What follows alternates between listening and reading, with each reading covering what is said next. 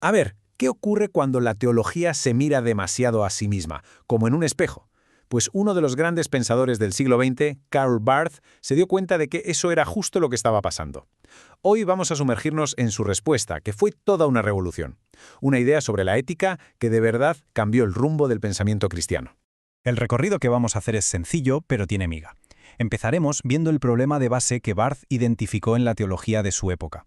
Luego veremos el giro radical que propuso, volver a poner a Dios en el centro. A partir de ahí nos meteremos de lleno en su idea más potente, la de la humanidad de Dios, y veremos cómo de ahí surge una forma totalmente nueva de entender la libertad y finalmente una épica que se resume en una sola palabra: gratitud. ¡Vamos a ello! Bien, para entender a Barth, lo primero es entender contra qué estaba reaccionando. Él echó un vistazo al panorama teológico de su tiempo y vio un problema de fondo. Se había perdido el norte. El foco ya no estaba en Dios, sino casi por completo en el ser humano. Esta cita del propio Barth es que es demoledora. Lo que nos está diciendo básicamente es que hablar de Dios se había convertido en una excusa para, una vez más, hablar sobre nosotros, sobre nuestra experiencia religiosa, nuestros sentimientos, nuestras cosas. Dios, al final, corría el riesgo de ser solo un eco de nuestra propia voz. Y aquí está el núcleo del problema, desglosado.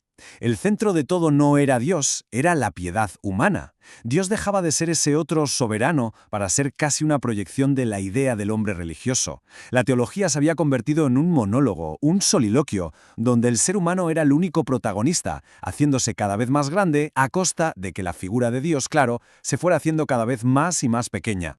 Y ante esta situación, ¿qué hace Barth? Pues propone un volantazo de 180 grados, un cambio de rumbo total para devolver el foco a su sitio, a la divinidad de Dios.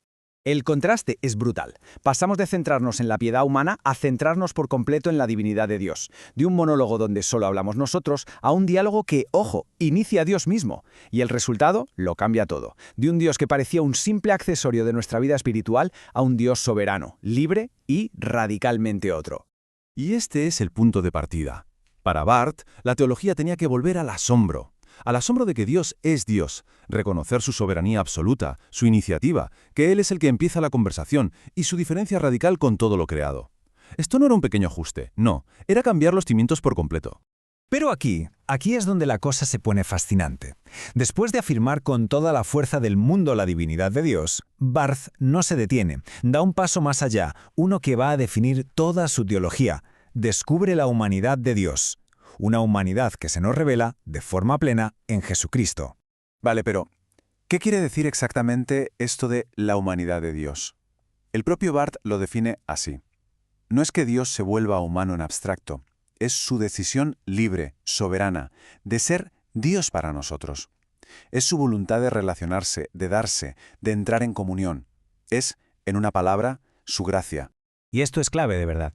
Para Barth esto no es filosofía, no es una idea bonita sin más. Toda esta verdad nace de un único punto, la persona de Jesucristo. Es solo cuando miramos a Cristo que entendemos esta increíble realidad. Un Dios que es, a la vez, totalmente divino y aún así plenamente humano en su forma de relacionarse con nosotros. En Cristo es donde vemos cómo todo esto se hace carne, se hace real. Dios ya no es una deidad lejana, no, es el que cumple el pacto, es el Señor que se humilla para estar con la humanidad y a la vez el siervo que es elevado. Es el puente, el mediador perfecto.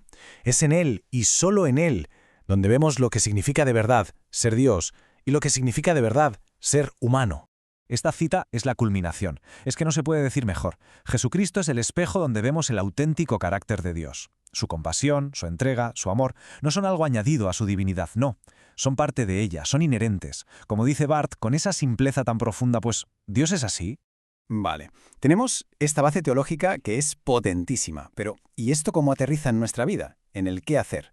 Pues aquí es donde Barth conecta su teología directamente con la ética, y lo hace a través del concepto de libertad. Barth lo plantea como en 3 pasos. Primero, la libertad de Dios, su gracia soberana al elegirnos. Segundo, nuestra libertad, que no consiste en hacer lo que nos dé la gana, sino en responder con gozo a esa elección. Y de ahí, lógicamente, sale el tercer paso, la ética, que no es otra cosa que la reflexión sobre cómo vivimos en esa libertad que se nos ha regalado. Esto le da la vuelta por completo a la idea que solemos tener de libertad. No es la autonomía moderna de ser dueños de nuestro destino. Es una libertad relacional. Es la capacidad de ser agradecidos, de obedecer por amor y de colaborar activamente con la causa de Dios en el mundo. Es una libertad para algo, no una libertad de algo. Es un matiz fundamental. Y así llegamos al corazón de la ética de Barth. Si nuestra libertad es para responder, entonces toda la vida cristiana se convierte en eso, en una respuesta de gratitud a la gracia de Dios. Y aquí tenemos la definición. Es de una sencillez aplastante. El criterio para saber si una acción es buena no es si cumple una lista de normas, sino si nace de un corazón agradecido por lo que Dios ha hecho.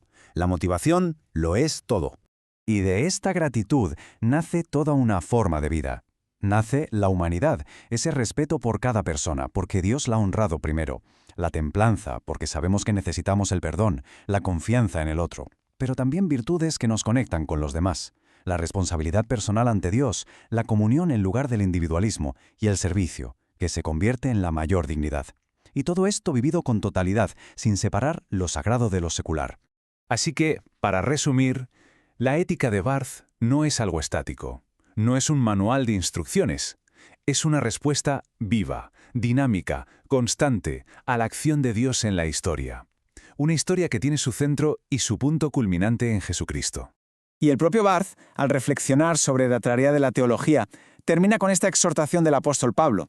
Es una invitación a enfocar la mente y la vida no en un legalismo restrictivo, sino en todo aquello que refleja la bondad de Dios.